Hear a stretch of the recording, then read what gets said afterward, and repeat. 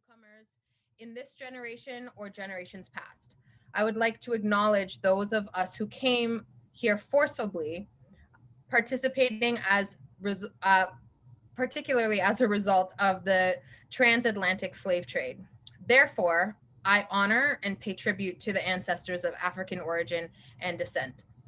Thank you so much for allowing me to take the time to do that. So I'm going to introduce myself. My name, again, is Agapi Gessesse. I'm so happy to be here. I'm also the executive director of an organization called C Center for Young Black Professionals. And we're an organization that addresses the economic and social barriers that are affecting Black youth here in Canada. So I have committed my work to the Black community and my career as well. I'm working on the personal and the business being balanced, but for now, I think it's all encompassing. And so I have the privilege really to see what the triumphs and a lot of the challenges that the Black community faces, especially Black youth, particularly here in Toronto. And so the way that I want to approach Black history this year is I want to look at it from past, now, and future. I think that when we talk about Black history, we're often talking about what has happened. And I think that's really important. That's a history part. But I think it's also really important to acknowledge that as we are living right now, we are living through history. And people are going to tell the stories of our generation. And they're going to tell the stories that we were able to see. We were able to see Obama get elected. We were able to see the diversity in politics in Canada here. We're able to see 2020 and the pandemic. And people are going to write about it. They're going to talk about it. And our kids are going to say, my great grandmother, aunt, uncle, whomever, father was there. And so I think it's so important when we are talking about history that we're grounding ourselves in it. We're living it. And so I really want to acknowledge people who have come before us. I want to acknowledge people who are here now, because I think that's very important. And then I also want to acknowledge that there's hope for the future. So in that, I think we're going to just explore the past first. I want to introduce all of you to, well, I need to move this so that I can read. Okay. I want to introduce all of you to Marianne Shadcary. Marianne Shadcary was actually the first Black woman to become a publisher in Canada. She actually arrived to Canada from America. And I think that's a really important distinction to think about, because I think that Canada really prides ourselves on the Underground Railroad and really being a place of refuge for a lot of American slaves. And I'm always really struck by Marianne's story simply because she's actually one of the slaves that came through the Underground Railroad, but actually ended up going back. And I don't think that Canadian history often tells the story of what happened to some of those slaves that came in through the Underground Railroad, really looking for a better life. So Marianne was one of those people. She actually became the first Black woman to become a publisher. She escaped through the Underground Railroad, and she devoted herself to teaching children of former slaves arriving in Canada. She actually later returned to Canada, like I mentioned, and she ended up in Washington. She passed away at the age of 69.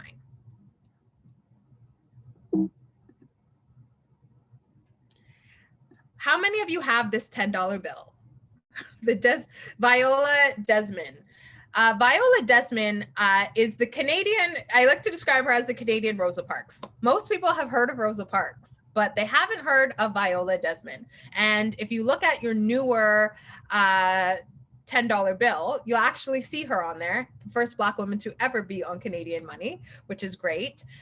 So in November of 1946, Viola Desmond was actually a hair salon owner. What really cemented her in Canadian history is she actually went to go see a film. She went to a theater and she didn't realize that it was a segregated theater. And they basically said, okay, hold on, you actually need to move up to the balcony and you cannot sit in this main area, because where's the best seats? at the front, you know, like in the main area. She wanted to sit there, and pretty much they said, yeah, this is a segregated theater. You cannot sit here. You need to move up to the balcony, where, let's face it, the view is not that great. And she said, no, I'm actually not going to do that. And what ended up happening, very much like what happened to Rosa Parks, she was dragged out and arrested. She refused to accept the charges that were laid on her. And she took her case all the way to the Nova Scotia Supreme Court. And she actually started the process of challenging segregation in Canada. And a lot of people think, and in the work that I do very often, people think that racism, the Jim Crow laws, which we very much had our own type of laws here in Canada, racism parks itself at the southern border and it doesn't exist in Canada. When in fact, we have a very, very, very similar story of Black Canadians who have been here for generations forcibly, who are dealing with the same things that we have seen historic civil rights leaders in America face. And Viola Desmond is no different. She did lose her appeal, but she decided that that really sparked the civil rights movement here in Canada.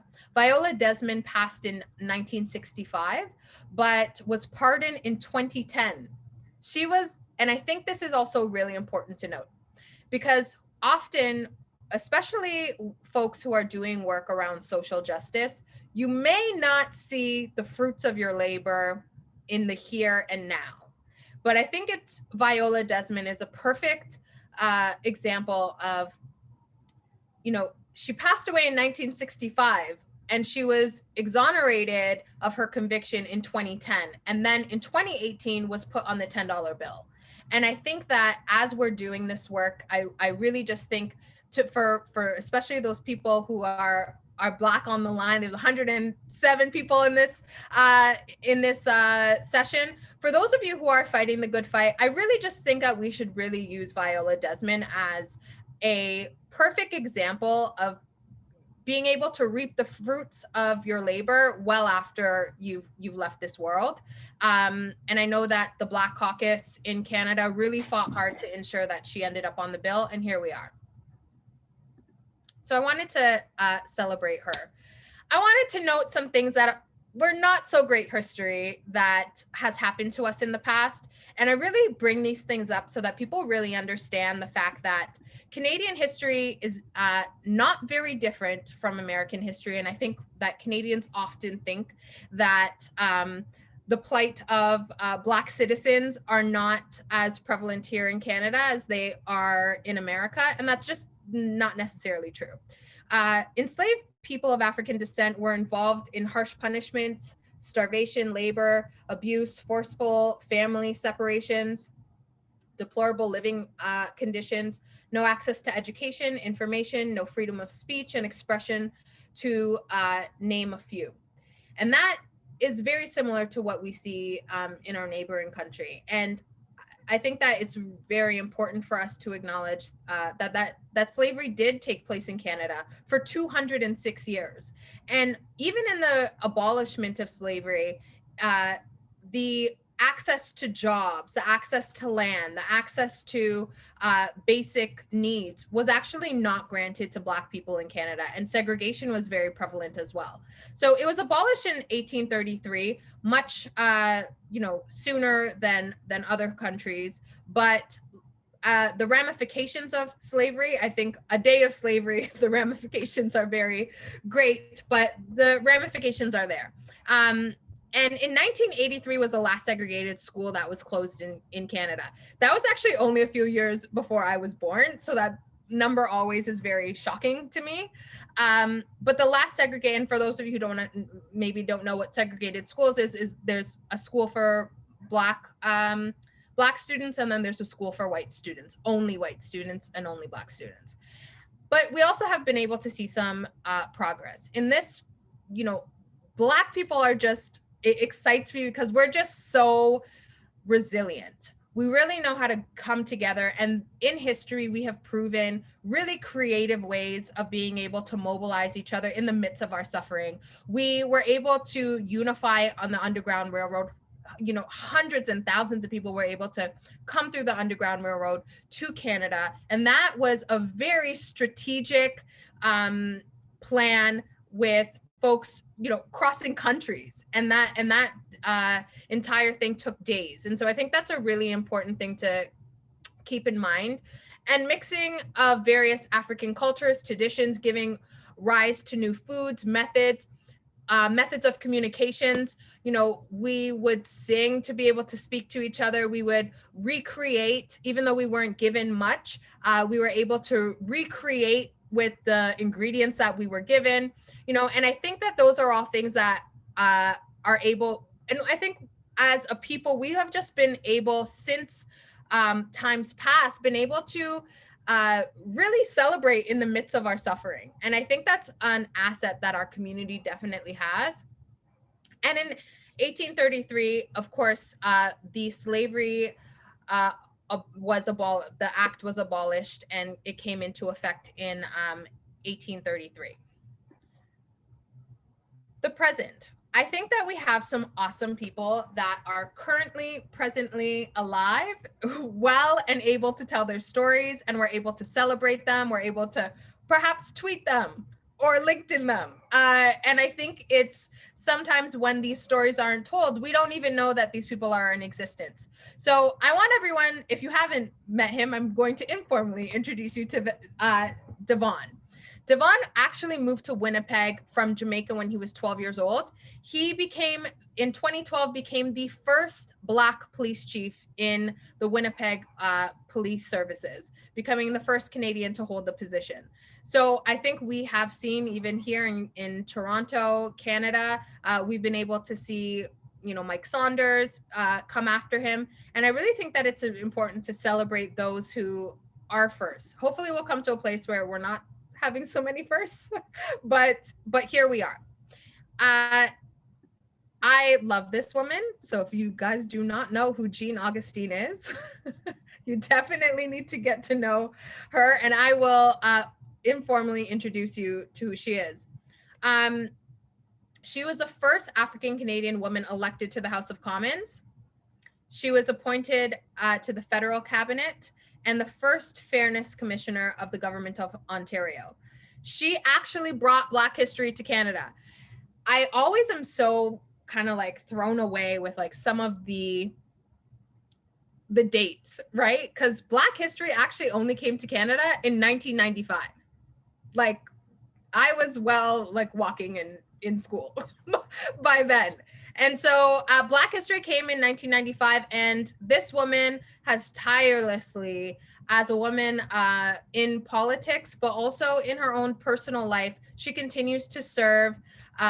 She has been given the highest rank of a member of the Queen's Privy Council of Canada and a member of the Citizenship and Immigration Committee. She still does work. She runs the ABC Women's Education Center here in Toronto. So she continues to be able to give. I believe we celebrated her like 82nd birthday. So she looks great too. So that's that's also amazing.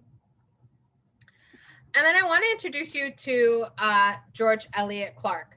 And he is a Afro-Canadian poet, playwright, and is currently the Canadian parliamentary poet. Clarke worked and explored the chronicles of the experience and history of Black Canadian communities in Nova Scotia. So for those of you who don't know, the Underground Railroad, most of the settlers and ancestors of slaves really did settle in Nova Scotia. So there's an area there called Afriville, and that's where most Black Canadians who have been here for many, many, many generations live. Among the themes, he addresses racism, segregation, discrimination, and he is very well noted. So I wanted to celebrate him. And I think as we reflect on the now and the history that we are living in.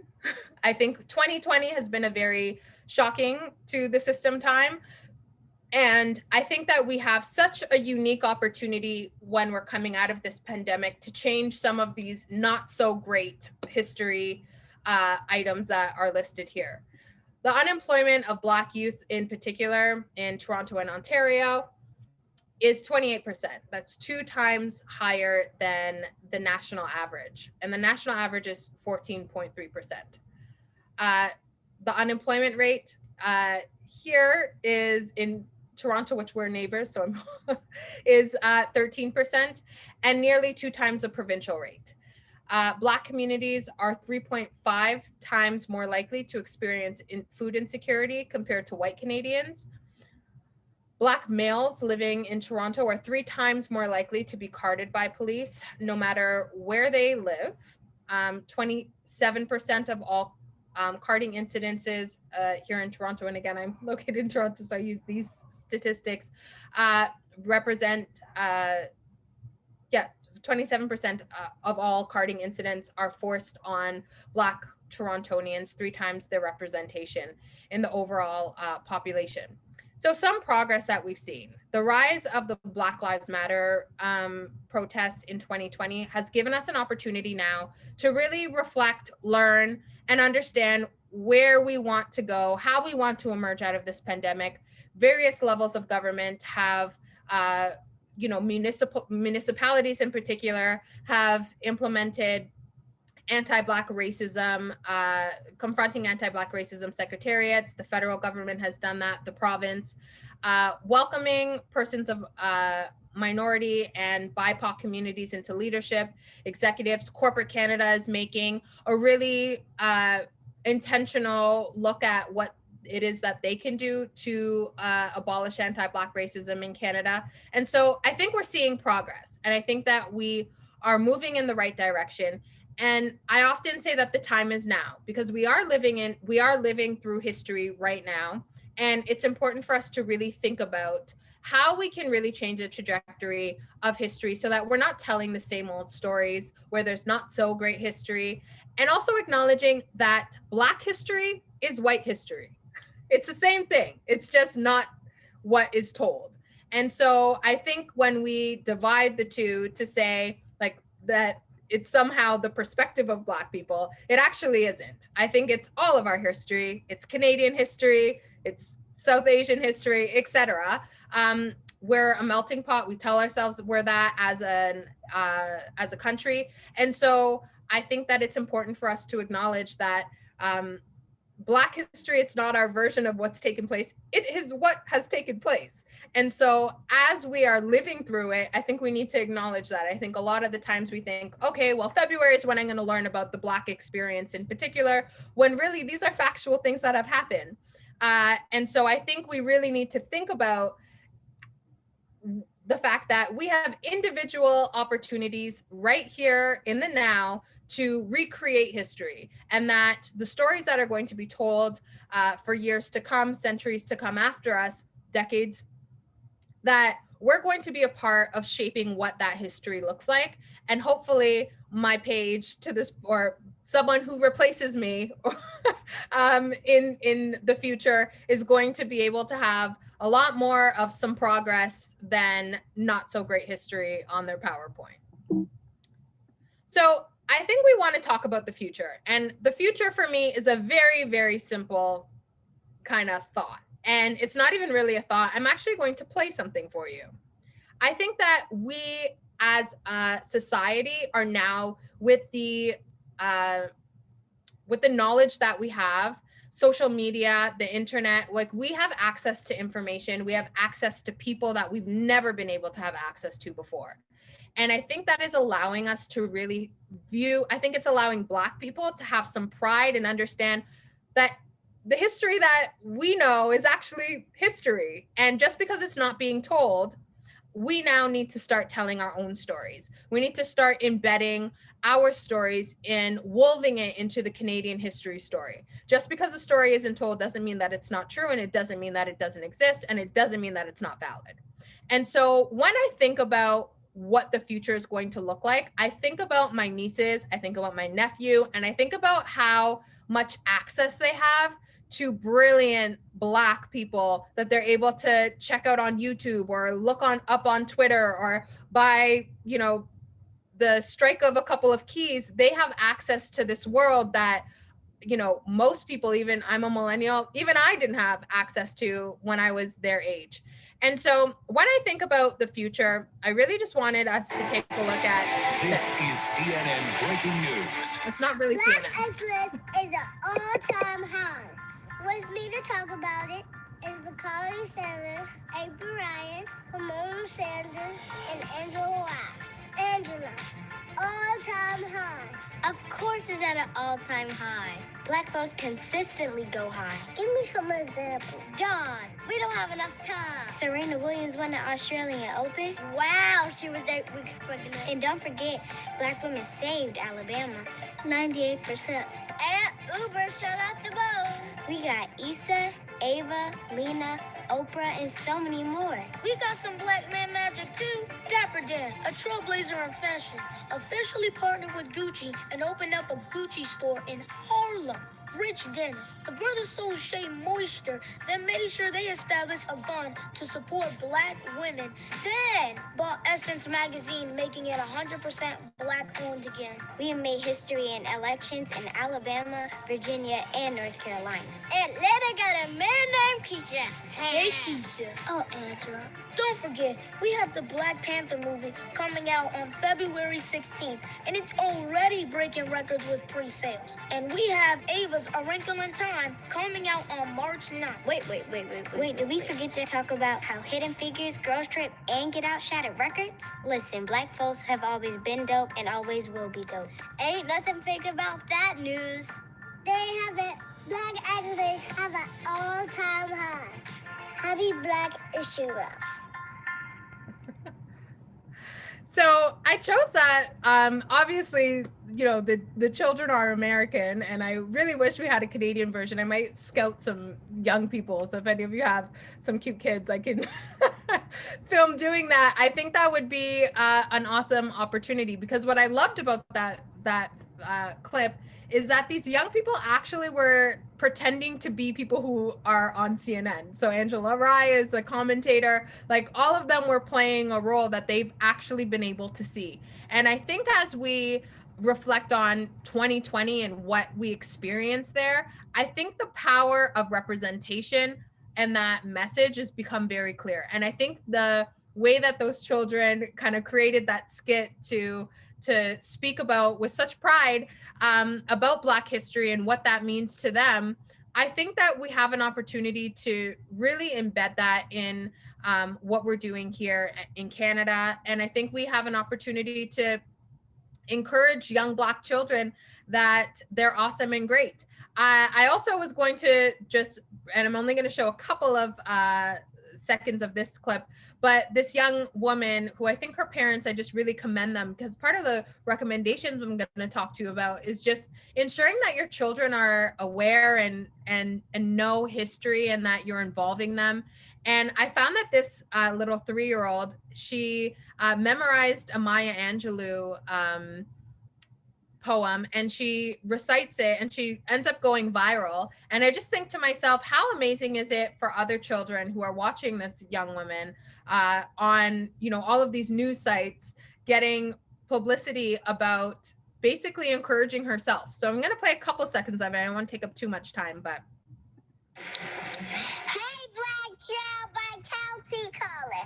Hey, Black child, do you know who you are? Who you really are? Do you know you can be where you want to be if you try to be what you can be? Hey, Black child, do you know where you're going? Where you're really going? Do you know you can learn what you want to learn if you try to learn what you can learn? Hey, Black child, do you know you are strong? I mean really strong? Do you know you can do what you want to do? There, I'll leave. I don't want to ruin the poem, but I think that those are perfect opportunities. And I think just acknowledging, I think they're acknowledging that we're actually in good hands. I feel confident watching that and knowing that there are young Canadians in this country that have access to see representation. And as corporate Canada, as the government, as citizens, as we start to make a decision as to how we want to create an equitable society, that young people are going to be able to see it so that they can believe it and that they can implement it. And I think that's what encourages me moving forward as we talk about what the future is going to look like. I think that I'm very hopeful. I think that we can sit down and we can talk about all the things that are not going right, but I'm actually very hopeful because I actually have a lot of trust in this country that we can change the tide and the circumstances of Black Canadians for the better. It might take time because we do have a lot of work to do, but I think that we have, if enough of us make up our minds that we are willing to be participants, whether that's through allyship, whether that's through the front lines, whatever that might look like for us, I think that we'll be able to create a society where everybody is included, everyone's history is told, and that there's an inclusive space. And one of those inclusive spaces, and I think we often talk about Black spaces, and I think that my friend Alika Hall is someone who I really, when I think about the future and I think about where our country is going, I think about people like Alika Hall, because Alika Hall is the executive director of an organization called NIA Centre for the Arts. And NIA Centre for the Arts is about to open Canada's first professional multidisciplinary arts facility dedicated to supporting and showcasing Afro-diasporic art. It's a first of its kind. It's a $7.5 million project, and it's going to be in Toronto, and it's going to be 14,000 square feet. And as I have done this work for a very long time, what often the Black community is constantly looking for are Black spaces. Where can we see ourselves? Where can we celebrate? Where can we be amongst ourselves, know that this is a space that we own and we can actually be celebrated, and that it was built with us in mind. And when I think about what the future is going to look like, they're renovating this space right now. And I think about how there are going to be young people who can go to a ballet school or ballet lessons in a place that has been created for them. And so when I think about the future, I see places like NIA Center in it. I see places like the organization I run, C Center for Young Black Professionals, being in community, and for us to be able to say, this is for us, it's by us, and we can enjoy it, and that we are actually a part of the fabric of our communities. So we have a long way to go, and we have a lot of work to do, right? And it can be very overwhelming. And I always encourage people to really take it step by step. Like when we think about racism and we think about the plight of the Black community, and we also think about the triumphs and the diversity of our community. There's Caribbeans, there's Africans, there's different 52 countries in Africa, there's Caribbean nations. We are so diverse. There's Black people across the entire world. Right? We're so diverse. There's so many facets to what we can bring and what we can do. And we're a vibrant community. And so when you think about like just the diversity of who we are as people, that could be a little overwhelming. And then when you think about the systemic issues that we're facing, it can become very, very overwhelming, because you're just like, systemic racism is not something you can really like hold on to. You can't hold one person responsible for it. You can't really you can name it and claim it in many different places, but there's no like one holistic solution that we can all come up with and like go to bed and sleep well at night, right? So it's going to take a lot of work, and it's going to take baby steps, and it's going to take time. And we all need to be very patient with ourselves and each other as we create a society that we want to live in, and a society that centuries, decades, etc., are going to look back and be like, you know what, that generation really did it.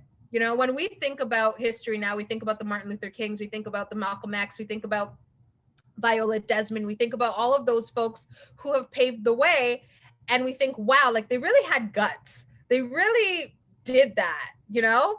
And we want to be able to create an opportunity right here and now where, you know, whoever is on this line, I wish I could read everyone's names right now, but whoever you are on this line right now, that we can say, you made history. You are a part of this. You are the generation that did that, you know? And so we have a lot of work to do, but we can do it. And so I want to talk to you about what diversity and inclusion should look like. I think that over time, this concept has been diluted, right? So we keep talking about what diversity and inclusion looks like in the workplace, what it looks like in our neighborhoods. And I think we need to define it really clearly so that people understand. Because what we've moved towards is we've started to look at diversity and inclusion as check marks, and they're not check marks. Diversity and inclusion is someone being able to bring their entire self to a situation. So me as a, you know, I'm an Ethiopian Canadian, I should be able to bring my parents' refugee experience, my sister's immigrant experience, my culture, all of those things, the things that I've experienced in my life, traumatic, not traumatic. I should be able to take all of those things, enter into a space, and be able to share that experience. And that goes across race, ethnicity, gender, religion, disability, sexual orientation. It goes across all of that, but it's important to also acknowledge that someone who is Black, perhaps part of the LGBTQ community, and a woman is going to experience every single one of those labels that they have very differently. And so for me as a Black woman, I'm constantly going to be thinking about someone creating an inclusive environment for me as a Black person first, and then creating an opportunity for me as a Black woman, because the experience for me as a Black woman is very different from a white woman, from a South Asian woman, etc. Right? And so diversity is important for you to have a different understanding of perspectives. So that's why when we talk about diversity, it's not just around race, gender, religion, disability. It's also around education, personalities, skill sets, experience. You know, I have my girlfriend is not, who might be a Black woman, is going to have a very different educational background, very different perspective from me. And so everyone needs to be able to come in with themselves, not necessarily labeled by any of these things, but enter into a situation where inclusion is there. Not that you're different and so therefore we need to handle it differently. No, you need to handle all the situations in terms of celebrating people's differences in the same way, but acknowledge that those differences are different and people are coming from different experiences. And inclusion really just is about, how are you creating a space where people want to be? Right. And oftentimes I talk about this to corporate Canada. You know, when you enter into a workplace and, you know, white supremacy is very prevalent, whether you would like it to be or not, or the monarchy, you know, is very prevalent in how we're doing things, then how are you going to, as a Black woman, I'm going to enter into that space and think, oh, well, I guess I have to pretend like I am that in order for people to like me. And oftentimes Black people experience code switching. And so they need to pretend like there's somebody else at work so everybody likes them and they keep everything even keel. And then when they go home, they can like breathe again and be themselves with their family and friends. And the part about diversity that actually helps people thrive, that what makes our communities thrive, what makes our businesses thrive, is the fact that people have different experiences. And if they are not comfortable to bring their experiences to your community, right, or to your parent group, or to your public library, let's say, if they're not able to come into that space and feel like they can be themselves and share their culture, their experience, their religion, any of those things, then you're actually depriving yourself of progress. You're depriving yourself of a different type of history that we want to see. And so as we think about institutions on an individual level, on a macro and a large level, you really want to think about your individual decisions. My individual decisions as an aunt or a friend also can create an inclusive environment or a not so inclusive environment, right? Same thing with me as an employer. Do I want to create an environment that's inclusive for the people who I work with? Or am I going to make decisions that are going to make this a very horrible experience for them? Like, these are things that you have the power to make decisions about. So ways that you can achieve and maintain diversity and inclusion in society: creating behavioral standards and holding your peers accountable.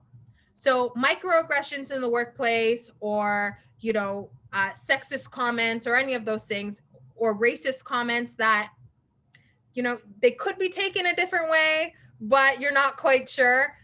It's important that we're holding each other accountable. So if you hear it, you need to say, hey, yeah, no, that's not okay. Because what ends up happening is, if you create an environment where people let things pass or they let things go, then you're actually giving permission for bad behavior.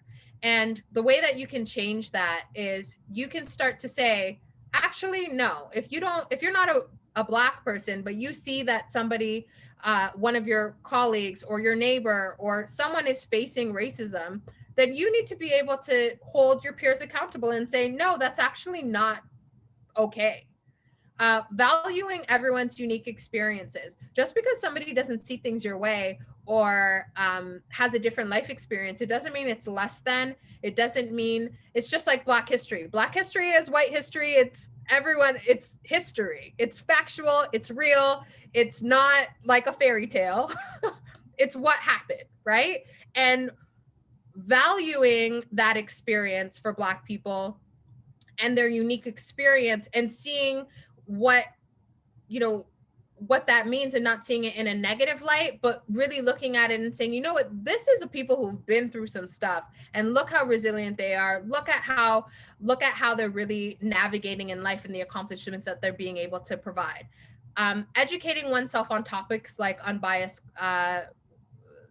unconscious bias is really important, because we all have unconscious bias. Black people, white people, South Asian people, brown people, whomever, all ethnicities, we all have unconscious bias. We all have things that we think about each other that sometimes pop out in our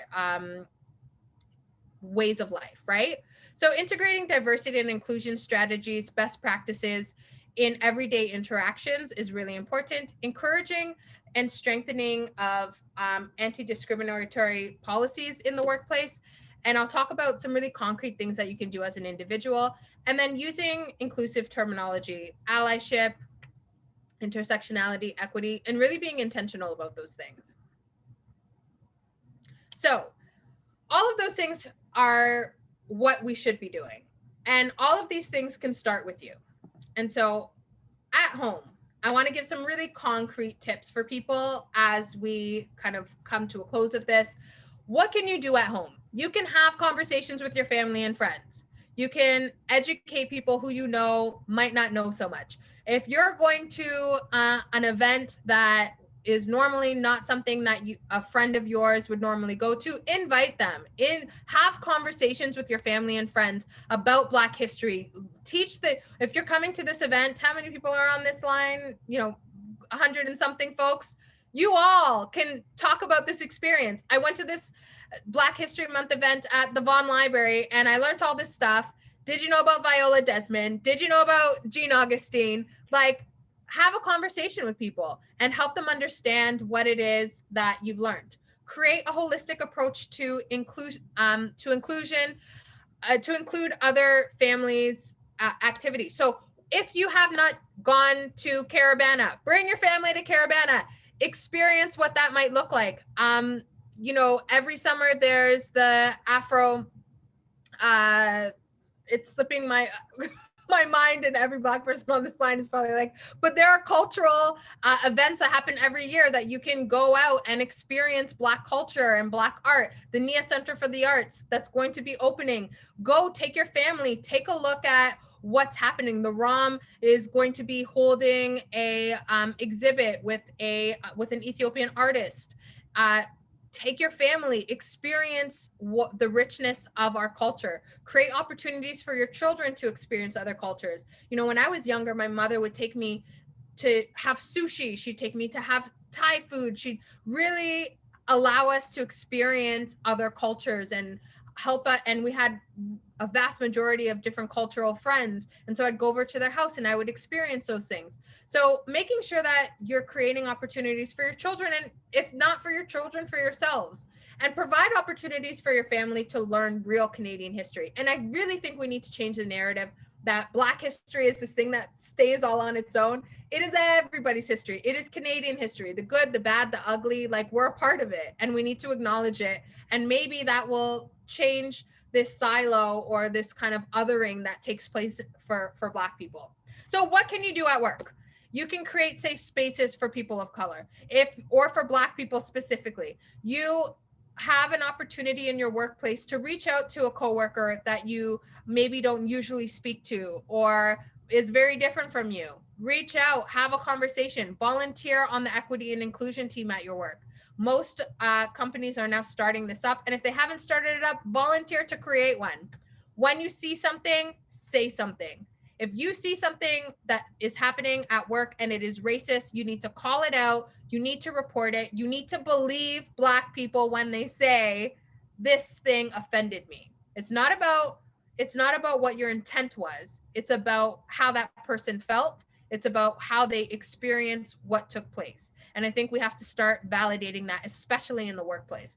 Ask your leadership tough questions about what they're doing to create an inclusive and equitable environment. What is the organization's strategy? You have to have a strategy. Words with no actions makes no sense. It's actually nothing.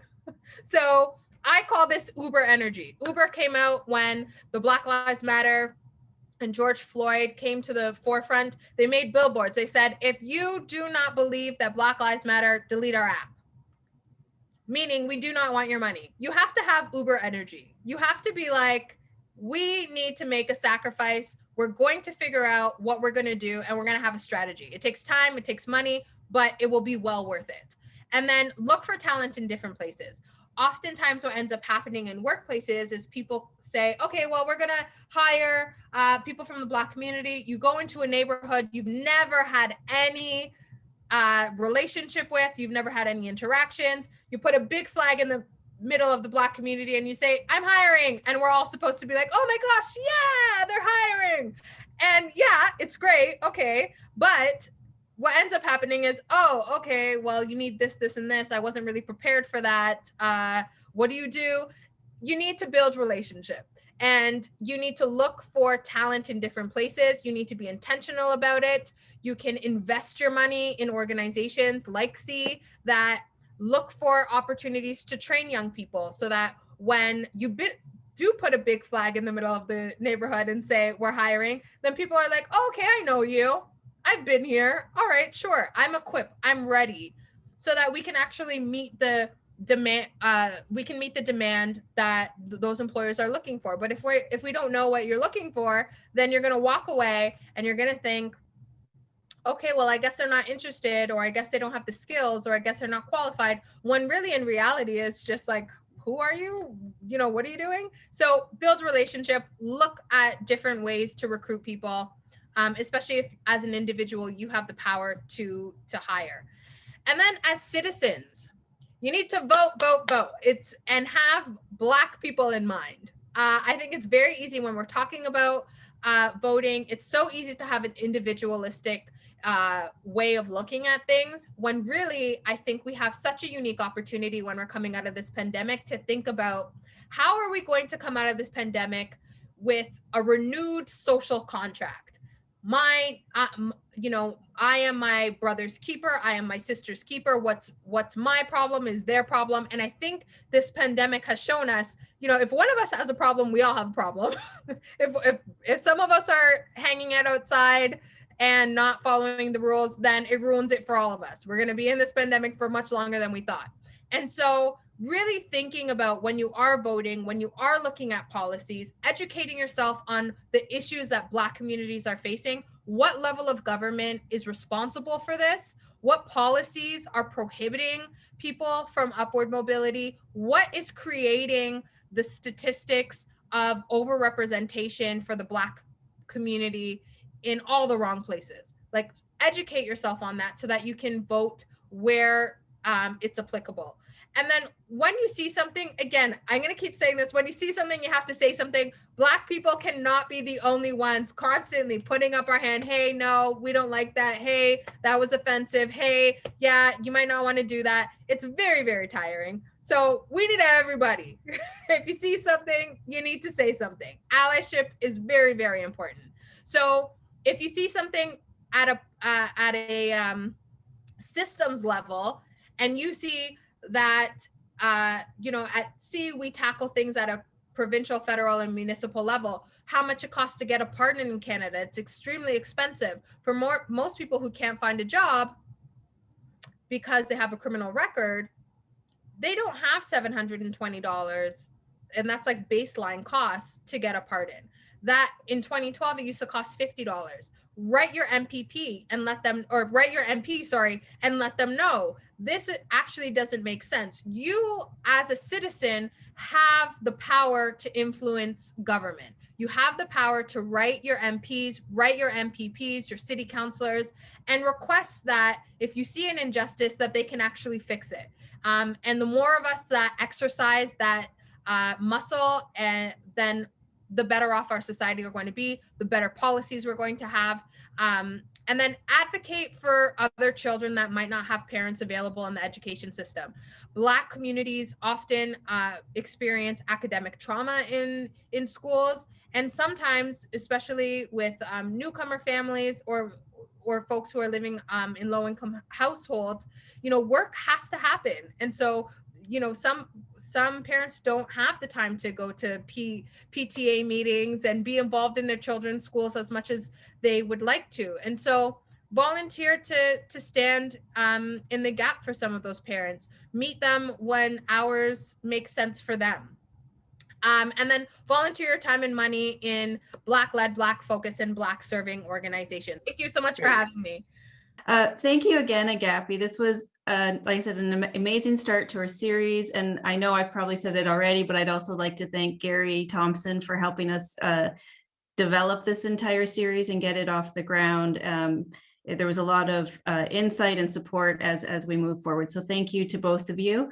Thank you to all of you for coming. We had a tremendous turnout of over 100 people. It's surpassed our expectations, and we certainly hope that you'll join us again in March when we have Dr. Charmaine Nelson here to speak about a history of Canadian slavery.